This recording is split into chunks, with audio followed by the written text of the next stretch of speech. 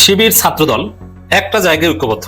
শিবির ছাত্রদলের মধ্যে নানান বিষয়ে মতবিরোধ আছে, তা সত্ত্বেও সুখবর আছে এবং বাংলাদেশে হয়তো বা আমাদের কাঙ্ক্ষিত মানের নতুন ধারা রাজনীতি আসে নাই, আসবে, কিন্তু যতটুকু এসেছে সেটাও কিন্তু এক ধরনের নতুন রাজনীতি। অবশ্যই 5 আগস্ট পরবর্তী রাজনীতি এখন আর নেই। যেমন সরকারি দল ছাত্রদল, কিন্তু ক্যাম্পাসগুলোতে ক্ষমতায় শিবির, এটি তো নতুন ধারা। এবং ক্যাম্পাসে ছাত্রদল শিবির একই হলে থাকে, মাঝে মাঝে ঝগড়া করে, কিন্তু একসাথে চলে, খায়, একে অপরকে সালাম দেয়, রিডিং রুমে পড়ে একসাথে বসে, পাশাপাশি বসে, যেমন হলে রিডিং রুমে, হলে টিভি রুমে আর্জেন্টিনা বা বিভিন্ন দলের ম্যাচ যখন হয়, ফ্রান্স, স্পেন ইত্যাদি ইত্যাদি, ফিফা ওয়ার্ল্ড কাপে, তখন পাশাপাশি হল শিবির সভাপতি, হল ছাত্রদল সভাপতি পাশাপাশি বসেন, হলে ভিপিজিএস শিবিরের, মানে এটা কিন্তু চলছে। দর্শক, আপনারা দেখতে পাচ্ছেন যে শিক্ষার্থীদেরকে ফার্মের মুরগি বলে কটূক্তি করায় এই মুহূর্তে তোপের মুখে পড়েছে শিক্ষামন্ত্রী এহসানুল হক মিলন। শিক্ষামন্ত্রীকে প্রকাশ্যে গণধোলাই দিচ্ছে বাংলাদেশের ছাত্র সমাজ মিলে। এবার শিক্ষামন্ত্রীকে লাল কার্ড দেখিয়ে তাকে গণধোলাই করেছে শিক্ষার্থীরা। ছাত্র জনতার তুমুল আন্দোলনের মুখে এবার পদত্যাগ করতে বাধ্য হলেন শিক্ষামন্ত্রী। তোমার মতো ফার্মের মুরগি মার্কা শিক্ষামন্ত্রীকে 45 সেকেন্ডও টাইম দিবে না, আপনাকে বঙ্গোপসাগরে নিক্ষেপ করা হবে। জবানে লাগাম দেন, জবানে লাগাম দেন। এই ছাত্ররা আপনাকে শিক্ষামন্ত্রী বানিয়েছে। কলকাতায় উঠবে বাংলাদেশের পতাকা, চীনকে নিয়ে কলকাতা দখলের বাংলাদেশের মাস্টার প্ল্যান। 15 দিন ধরে নরেন্দ্র মোদী ঘুমাতে পারে না, শুভেন্দু অধিকারী ঘুমাতে পারে না, ভারতের উগ্র নেতারা ঘুমাতে পারে না। কারণটা কি জানেন? এইরকম কর্মকাণ্ডের কথা যখন নরেন্দ্র মোদী শুনেছে, তার কিনা রাতে ঘুম হয়। 4 আনার পুঁজিতে 12 আনা লাভ, বাংলাদেশের চাল দেখে এই প্রবাদটাই বারবার মাথায় ঘুরতেছে। মাশাআল্লাহ, কি চালটা কেমন হলো? খেল খতম। কিন্তু এখানেই না, এটা কেবল ট্রেলার আর কি। মুক্তিযুদ্ধ নিয়ে প্রিয়াঙ্কার মন্তব্যে খুলে গেল দিল্লির মুখোশ। সংসদে ভারতের হাতে হাড়ি ভেঙে দিলেন প্রধানমন্ত্রী তারেক রহমান। 45 বছর পর সাবেক প্রেসিডেন্ট জিয়াউর রহমানের খুনি হিসেবে পরিচিত বা অভিযুক্ত একজন গ্রেফতার হয়েছেন। কিন্তু এখন ভারত ঠান্ডা হয়ে গেছে। ভারত বাংলাদেশের দিকে যদি কোনো জোরে তাকায়, বাংলাদেশে হামলা করার মতো দুঃসাহস দেখায়, তাহলে ভারত যে এই পৃথিবীর মানচিত্র থেকে মুছে যাবে সেটা ভারত বুঝতে পেরেছে। তাই ভারত পিছু হটেছে। এটাও কিন্তু নতুন ধারা রাজনীতি। সরকারি দল বিরোধী দলের এরকম সম্পর্ক এটা বাংলাদেশে কখনো ছিল না। যদিও বিএনপি জামাতের মধ্যে সম্পর্ক এখনো সরকারি দল বিরোধী দল হওয়া সত্ত্বেও যতটা মজবুত, ছাত্রদল শিবিরের মধ্যে সম্পর্ক ততটা মজবুত না। বিএনপি জামাতের মধ্যে সম্পর্ক যথেষ্ট ভালো সরকারি দল বিরোধী দল হিসেবে, কিন্তু ছাত্রদল শিবিরের মধ্যে সম্পর্কটা অতটা ভালো না। ছাত্রদল সুযোগ পেলেই শিবিরকে খোঁচা দেয়, শিবিরের সমালোচনা করে, শিবিরকে গালাগালি করে। তা সত্ত্বেও তারা একসাথে টকশোতে বসে একে অপরকে সালাম দেয়, কফি খায়, হাসি তামাশা করে। এটা নতুন ধারা রাজনীতি, এটা অস্বীকার করার কোনো সুযোগ নেই। যদিও আমরা নতুন ধারা রাজনীতি আরো উন্নত চাই, আরো সমৃদ্ধ চাই। এই ছাত্রদল শিবিরের মধ্যে একটা চমৎকার ঐক্য আছে, সেটা হচ্ছে আওয়ামী লীগ ঠেকাও, ছাত্রলীগ পিটাও। শিবির প্রোগ্রাম করছে লীগ ধর ম্যারাথন, ছাত্রদলও বলছে যে লীগকে কোনো ছাড় নাই। দর্শক, আবু সাইদ দিবস, জুলাই শহীদ দিবস পালিত হয়েছে। জুলাইয়ের পাকে পাকে নানান দিবস উদযাপিত হচ্ছে, কারণ বিশেষ করে 14 জুলাই পর থেকেই সেই জুলাই আন্দোলন তীব্র আকার ধারণ করে। এই জন্য 14 জুলাই পর থেকে একদম 5 আগস্ট পর্যন্ত প্রত্যেকটা দিনেই সিগনিফিকেন্ট। এমনকি সেই কারফিউ চলাকালীন সময়টা তো প্রত্যেকটা দিন সিগনিফিকেন্ট। হয়তোবা দূর থেকে আমরা ইন্টারনেটের মাধ্যমে সবকিছু জানতে পারিনি, কারণ বাংলাদেশে তখন ইন্টারনেট বন্ধ ছিল। তো দর্শক, ছাত্রদলও পালন করছে জুলাইয়ের বিভিন্ন দিক, শিবিরও পালন করছে। ছাত্রদলও শিবিরের আবু সাইদকে ধারণ করছে, শিবিরের আবু সাইদের কবর জিয়ারত করতে যাচ্ছে। শিবিরও ছাত্রদলের ওয়াসিমের কবর জিয়ারত করতে যাচ্ছে, তাকেও ধারণ করছে। যদিও শিবির আবু সাইদকে একটু বেশি গুরুত্ব দেয়, কারণ আবু সাইদ শিবিরের, ছাত্রদল ওয়াসিমকে একটু বেশি গুরুত্ব দিতে চায়, কারণ আবু সাইদ, কারণ আকরাম ছাত্রদলের। It's very simple. যদিও আকরাম বিএনপির আহ্বানে সাড়া দিয়ে, ছাত্রদল হলো বিএনপির আহ্বানে সাড়া দিয়ে তিনি রাজপথে নামেন নাই, তিনি সমন্বয়কদের আহ্বানে সাড়া দিয়ে, বৈষম্য বিরোধী ছাত্র আন্দোলনের আহ্বানে সাড়া দিয়ে রাজপথে নেমেছেন। ওটা বিএনপির কোনো কর্মসূচি ছিল না। যে প্রোগ্রামে ছাত্রদল নেতা ওয়াসিম আকরাম শহীদ হয়েছেন, ওটা বিএনপির কোনো কর্মসূচি ছিল না, ওটা বৈষম্য বিরোধী ছাত্র আন্দোলনের কর্মসূচি ছিল। এবং সাংগঠনিকভাবে ছাত্রদলের নির্দেশনা ছিল না মাঠে নামতে।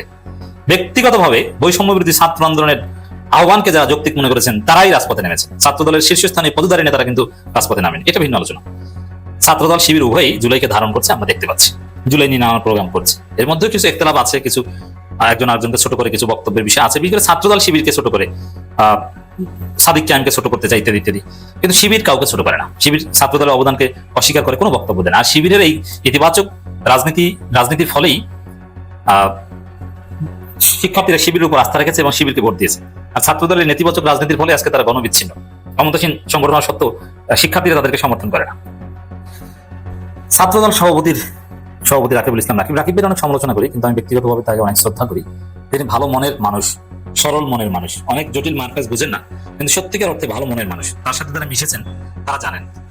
তিনি মাইক হাতে পেলে শিবিরের বিরুদ্ধে বড় বড় কথা বলেন, কিন্তু তার বন্ধু সার্কেলের একটা বড় অংশ শিবির। তিনি পড়াশোনা করেছেন তার ডিপার্টমেন্টে, এরপরে ইংলিশে কোর্স টোর্স করেছেন, যদিও এখন পর্যন্ত ওইরকম ডেভেলপমেন্ট হয়নি, নানান কিছু কোর্স টোর্স করেছেন। তার সার্কেল ছিল শিবির এবং শিবিরের ছেলেরা তাকে যথেষ্ট পছন্দ করে। ইন প্র্যাকটিস রাকিব ভাই একজন ভদ্র মানুষ, তার মধ্যে উগ্রতা নেই, তার মধ্যে হিংসা অথবা শিবির করে অমুক করে এড়িয়ে চলি না, তিনি আদৌ হাসি খুশি একজন মানুষ। এই দিকটার প্রশংসা করতে আমি বাধ্য। রাজনৈতিক সমালোচনা থাকবে, কিন্তু তিনি যে আসলে একজন ভালো মানুষ, বা ছাত্র রাজনীতিতে এরকম মানুষ পাওয়া যায় কঠিন। যেমন এই যে আবিদুল ইসলাম আবিদ, তামিল মিল্লাতে পড়েছে, মাদ্রাসায় ছাত্র, কিন্তু শিবিরের সাথে তার সম্পর্কটা ওইভাবে মধুর না, এবং তিনি শিবিরের সাথে ইন্টারাকশনে স্বতঃস্ফূর্ত না। এর কারণ আছে তাকে তিনি নিজেই শিবির, এই গুঞ্জন আছে, যার ফলে তিনি নিজেকে নন শিবির প্রমাণ করতে শিবির বিদ্বেষ চর্চা করেন। কিন্তু যার বিরুদ্ধে শিবিরের এই অভিযোগ নাই, মাদ্রাসা বা তামিল মিল্লার ব্যাকগ্রাউন্ড নাই, তিনি শিবিরের সাথে ঠিকই ভালো সম্পর্ক। যেমন হামিম শিবিরের সমালোচনা করেন, শিবির ছেলেদের সাথে তার ইন্টারাকশন ভালো, কারণ হামিম তামিল মিল্লাতে পড়েন নাই, আর একদম বিএনপি পরিবার হওয়ার কারণে তাকে কেউ শিবিরও করবে না। তার অনেক কার্যক্রম শিবির, কিন্তু তাকে কেউ শিবির ট্যাগ দিতে পারবে না, দিয়েছে কিন্তু ঢক করতে পারেনি। কিন্তু হামিমেরটা স্পর্শকতা, মানে আবিদেরটা, কারণ তিনি তামিল মিল্লাতে পড়েছেন। তামিল মিল্লাত মানেই শিবির, এরকম একটা পারসেপশন আছে, যদিও এটা ঠিক নয়। তামিল মিল্লাত থেকে ছাত্রলীগ, জঙ্গি, বাম সবই হয়। একটা প্রতিষ্ঠানে বিভিন্ন মতাদর্শের লোক থাকবে, কাউকে তো ওখানে জোর করে রাজনীতি করানো হয় না। তবে হ্যাঁ, অধিকাংশ শিবির করে, এটা ঠিক। সেই রাকিব ভাই, আমাদের শ্রদ্ধেয় রাকিব ভাই, তিনি বলছে আবু সাইদের সমাধির পাশে প্রতিজ্ঞা করছি ছাত্রলীগ আওয়ামী লীগ প্রশ্নে ছাড় নেই। এই সেম কথা বলেছে শিবির, ছাত্রলীগ আওয়ামী লীগ প্রশ্নে ছাড় নেই। শিবির লীগ ধরে ম্যারাথন কর্মসূচি পালন করছে, আর ছাত্রদল সভাপতি আবু সাইদের কবর ধরে প্রতিজ্ঞা করছে যে ছাত্রলীগ আওয়ামী লীগকে কোনো ছাড় নেই। বিএনপির একটা অংশ, যেমন ফজু পাগলা থেকে শুরু করে নীলুফার চৌধুরী মনি, তারা আওয়ামী লীগকে নর্মালাইজ করতে চায়, তারা জামাতকে সাহায্য করতে আওয়ামী লীগকে চায়, রাশেদ খান বা এরকম হতাশাবাদী নেতা যারা আছে তারা চায়। কিন্তু ছাত্রদল কখনো ছাত্রলীগকে প্রশ্রয় দিবে না। ছাত্রলীগ আওয়ামী লীগ যে কতটা জঘন্য, এটা এই ফজু পাগলারা জানে না, কিন্তু ছাত্রদল জানে। যার ফলে পৃথিবী উল্টে গেল, ছাত্রলীগকে কখনো ছাত্রদল সেলিব্রেট করবে না, এটা আমি নিশ্চিত। শিবিরও সেম, যেমন জামাতের অনেকে, হাইকমান্ডের অনেকের, আমরা তো সমালোচনা করি, অনেক কিছুই জানি যেটা জামাতের আমাদের দর্শক লেভেলে যারা আছেন তারা অনেকে কল্পনা করতে পারবে না। জামাতের অনেকের সাথে আওয়ামী লীগের লোকজনের সাথে ভালো সম্পর্ক অতীতেও ছিল, এখনো আছে। ভবিষ্যতে যদি আওয়ামী লীগ আবার ক্ষমতায় আসে, জামাতের নেতারা হয়তো বেঁচে যাবে, কিন্তু কর্মীরা জানেন যে তাদের কি অবস্থা হবে। যেমন জামাতের সাবেক মন্ত্রী আলী হাসান মুজাহিদ বিশ্বাস করতেন যে শেখ হাসিনা ফাঁসি দেবে না, এবং জামাত নেতা মীর কাসিম আলীকে শেখ হাসিনা অনেকটা স্নেহ করতেন। শিক্ষামন্ত্রী এই মিলন বাংলাদেশের জাতি সম্বন্ধে 24শে আগস্ট দেখে নাই 45 মিনিটের ভিতরে কিভাবে হাসিনা পালিয়ে গেছে। এই শিক্ষামন্ত্রী জেলের ভিতরে আসিল, সে বাংলাদেশের সম্বন্ধে বর্তমানে 20 বছর আগের বাংলাদেশ আর 20 বছর পরের বাংলাদেশ সম্বন্ধে তার কোনো ধারণা নেই।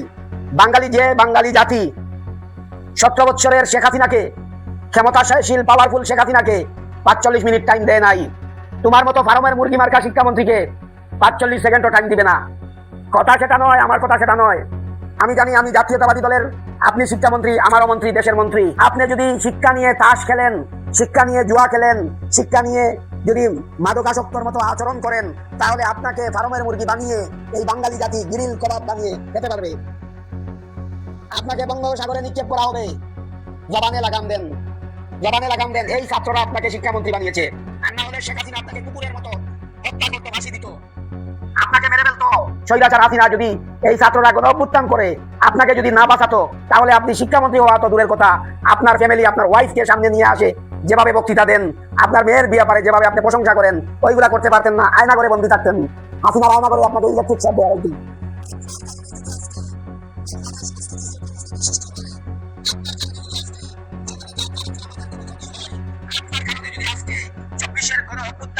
জুলাই যুদ্ধের কোনো ক্ষতি হয়, আপনার কারণে যদি আজকে আওয়ামী লীগের দূষণেরা ফিরে আসার সুযোগ পায়, আন্দোলনের ভিতরে মেটিকুলাস ডিজাইন বানাইতে চায়, কোন রকম ষড়যন্ত্র করে, সমস্ত দায়িত্ব আপনার কাঁধে নিয়ে আপনাকে জনগণের আদালতে ফাঁসির কাস্টে ঝুলিয়ে ছাড়বে ইনশাআল্লাহ। আজকে সচিবালয়ে অ্যাটাক করে ওরা কারা? ছাত্র নামদারি সচিবালয়ে যায়, ছাত্র নামদারি সংসদ ভবনে যায়, ছাত্র নামদারিরা তারেক রহমানের বাসভবন ঘেরাও করার দুঃসাহস দেখায়। ওরা কারা? ওরা জাতি জানে, জাতি বুঝে গেছে। ওরা ইসকনের গোষ্ঠী, ওরা সেই রাম মন্দিরের গোষ্ঠী, এরা পলাশবাড়ির গোষ্ঠী, এরা গোপালগঞ্জের গোষ্ঠী, এরা ফরিদপুরের গোষ্ঠী, এরা টঙ্গিপাড়ার গোষ্ঠী, এরা কুত্তালীগ বাউয়া লীগের গোষ্ঠী, এরা পতিত স্বৈরাচারের গোষ্ঠী, কলঙ্কিত আওয়ামী লীগের গোষ্ঠী। ওরা আওয়ামী লীগের 5 আটা গুলাম, ওদেরকে আওয়ামী লীগ কোটি কোটি টাকা দিয়ে রাস্তায় নামিয়েছে, কারণ ওদের আম্মা ডিসেম্বরে আসার রাস্তা প্রশস্ত করার একটা কৌশল, আর সেই কৌশলের সুযোগ করেছে সেই পাপিষ্ট এহসানুল মাহমুদ, সেই মিলন, সেই ভারমের মুরগি মার্কা মিলনকে পরিষ্কার ভাষায় বলে দিতে চাই, তুমি বাংলাদেশ থেকে চলে যাও, তোমার মন্ত্রিত্ব করার দরকার নাই, তুমি মন্ত্রী নামের কলঙ্ক, তোমার মন্ত্রিত্ব 20 বছর আগের মন্ত্রিত্ব। খালেদা জিয়া তোমাকে ভালোবেসে, তোমার প্রতি সদয় হয়ে তোমাকে রাস্তা থেকে কুড়িয়ে এনে শিক্ষামন্ত্রী বানিয়েছিলেন, তাই তারেক রহমান মায়ের প্রতি সম্মান দেখিয়ে তোমাকে আবারও শিক্ষামন্ত্রী বানিয়েছিলেন, যে তুমি হয়তো বিএনপির সেই নেত্রী, আপসহীন নেত্রী খালেদা জিয়ার মান সম্মান রাখবে এবং তারেক রহমানের মাধ্যমে বাংলাদেশে একটা সুশীল, একটা সুন্দর শিক্ষার পরিবেশ বহির্বিশ্বের সাথে তাল মিলিয়ে শিক্ষাকে সামনে নিয়ে যাবে। তুমি বাংলাদেশের শিক্ষা ব্যবস্থাকে ফার্মের মুরগি বানিয়ে ফেলেছো, তুমি বাংলাদেশের শিক্ষা ব্যবস্থাকে ধ্বংস করে ফেলেছো। বন্ধুরা, একটা প্রবাদ বাক্য দিয়ে শুরু করতেছি। একবারে খাঁটি বাংলায় একটা প্রবাদ আছে, আপনারা হয়তো সবাই জানেন, 4 আনার পুঁজিতে 12 আনা লাভ। আজকের ভূ রাজনীতিতে বাংলাদেশের চাল দেখে এই প্রবাদটাই বারবার মাথায় ঘুরতেছে। আচ্ছা, আপনার কি মনে হয়, কেউ যদি আপনাকে আপনার ঘরের কোনায় এসে ভয় দেখানোর চেষ্টা করে, আপনি কি চুপ করে বসে থাকবেন, নাকি এমন কাউন্টার দেবেন যে সে নিজের সুরক্ষায় ভুলে যাবে? হ্যাঁ, আপনি ঠিকই শুনতেছেন, এই খেলাটাই এখন জমজমাট হয়ে উঠছে আমাদের উত্তরবঙ্গে। ওরা ভেবেছিল, ওরা মানে কারা, দাদা বাবুরা ভাবছিল আর কি, যে উত্তরবঙ্গের সীমান্তে নানান ইস্যু তৈরি করে পলিটিক্যাল গেম খেলে নিজেদের সেই লাইফ লাইন, যার নাম চিকেন নেক বা শিলিগুড়ি করিডোর, সেটার সেফটি নিশ্চিত করে ফেলবে তারা মনে করছিল। কিন্তু বাংলাদেশ পাল্টা কি করছে, ঠিক সেই উত্তরবঙ্গেই বসিয়ে দিয়েছে আস্ত একটা সামরিক ড্রোন কারখানা। তাও আবার যেমন তেমন ড্রোন নয় বন্ধুরা, পিওর টার্কিশ হাইটেক প্রজেক্ট। আচ্ছা ভাই, দক্ষিণ এশিয়ার এই গরম বাজারে টার্কি আর চায়নার ইকুয়েশন যে কতটা ভাই ভাই, তাকে আর নতুন করে কাউরে বুঝায় বলার দরকার আছে কি? নাই। শত্রু যখন ঘরের দুয়ারে কৌশল খোঁজে, বন্ধু তখন আকাশ থেকে নজরদারি করার ড্রোন বানানোর প্রযুক্তি এনে দেয়। মাশাআল্লাহ, কি চালটা কেমন হলো? খেল খতম। কিন্তু এখানেই না, এটা কেবল ট্রেলার আর কি, আসল সিনেমা শুরু হইতেছে আমাদের বগুড়াতে। এই টার্কিশ মিলিটারি ড্রোন ফ্যাক্টরির ঠিক পাশেই গড়ে উঠতে যাচ্ছে বাংলাদেশ বিমান বাহিনীর সবচেয়ে শক্তিশালী আধুনিক ঘাঁটি। আলহামদুলিল্লাহ, শুধু তাই নয়, ডিফেন্স মহলে জোর গুঞ্জন উঠছে ভবিষ্যতে বিমান বহরে যুক্ত হতে যাওয়া নতুন প্রযুক্তির 4+ বা 5th জেনারেশনের আধুনিক যুদ্ধ বিমানগুলো এই ঘাঁটিতেই মোতায়েন করা হবে। মাশাআল্লাহ। শুনুন, এখানেই শেষ না, একটু ফ্ল্যাশব্যাকে যায় আর কি। গত বছর সেনাপ্রধান ওয়াকারুজ্জামান একটা আচমকা সফর করেছিলেন আমাদের উত্তরবঙ্গে। ওই সফরের পরই দীর্ঘ 46 বছর ধরে পরিত্যক্ত পড়ে থাকা আর কি ঠাকুরগাঁও বিমানবন্দর কিন্তু পুনরায় চালু করার কাজ পুরোদমে শুরু হয়ে গেছে। একই সাথে চালু হয়েছে লালমনিরহাট বিমানবন্দর। আর এই লালমনিরহাটের এভিয়েশন হাব হওয়ার খবরটা হজম করতে না পেরে ওপারকার মিডিয়া টানা 44 দিন ধরে রাত এক করে নেতিবাচক প্রতিবেদন চালিয়েছে। কেন জানেন? কারণ বুক কাঁপতেছে। স্ট্র্যাটেজিক ব্যাকআপ হিসেবে মাঝখানে থাকা বগুড়া সেনাবাহিনী নিবাসকে এখন একটি মডার্ন কামব্যাক ট্রেনিং হাব হিসেবে গড়ে তোলা হচ্ছে। ভয় করতেছে আর কি তাদের। বিশেষ করে আর্টিলারি আর্মার্ড রেজিমেন্টের যে আধুনিকায়ন চলতেছে, তাতে একটা বিষয় খুব পরিষ্কার, চিকেন নেগের যে কোনো মুভমেন্টকে বাংলাদেশ মুহূর্তের মধ্যে লক করে দেওয়ার ক্ষমতা রাখবে।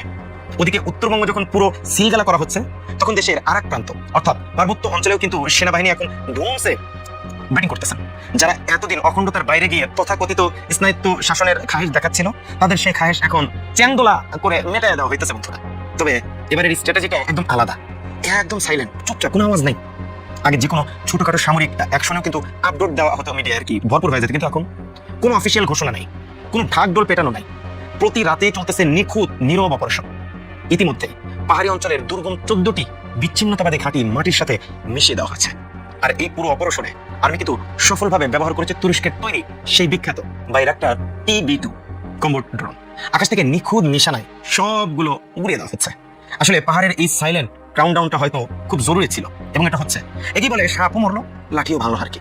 তা না হলে আবারও কিছু তথাকথিত বুদ্ধিজীবী মানবাধিকাররা রেগে গেলে সমস্যা হতো, তারা বলতো যে গণবিদারী হাহাকার শুরু করে দিত। এখন তো আর সেই সুযোগটা নাই। এবার আসেন সবচেয়ে বড় চমকের কথা বলি, চমকের উপরে চমক, যাকে বলে আর কি মেগা চমক। মংলা বন্দরের অপারেটিং সিস্টেম পুরোপুরি অটোমেশন ও পরিচালনার দায়িত্বে, এবং এর ঠিক পাশেই ভারতকে দেওয়া 110 একরের সেই স্পেশাল ইকোনমিক জোন গত সপ্তাহে ডিরেক্ট কার হাতে তুলে দেওয়া হয়েছে জানেন? চীনের হাতে। হ্যাঁ, ঠিকই শুনতেছেন, যে মংলা বন্দর নিয়ে এত টানাটানি ছিল, তার নিয়ন্ত্রণ এখন বেজিং এর টেকনিক্যাল মাস্টারমাইন্ডের হাতে। এখানেই শেষ না, আরেকটি বড় কাটা উপরে ফেলা হচ্ছে বন্ধুরা। চীনের একক কারিগরি ও আর্থিক সহযোগিতায় বহুল প্রতীক্ষিত তিস্তা ড্রেজিং এবং তিস্তা মহাপরিকল্পনার কাজও শুরু হতে যাচ্ছে। তা কিনেছিল ওপারকার সারা জীবনের গলার কাটা। বুঝতেছেন তো, তারা তিস্তার পানিও দেবে না, আবার বাংলাদেশ নিজের পায়ে দাঁড়াক সেটাও চাইবে না। কি একটা নিঃস্বার্থপরতা। সেই ঘুরে বালি ঢেলে এখন তিস্তার পারে বসতে যাইতেছে চাইনিক ইঞ্জিনিয়ারিং আর কি। কি ভাই, মজা না?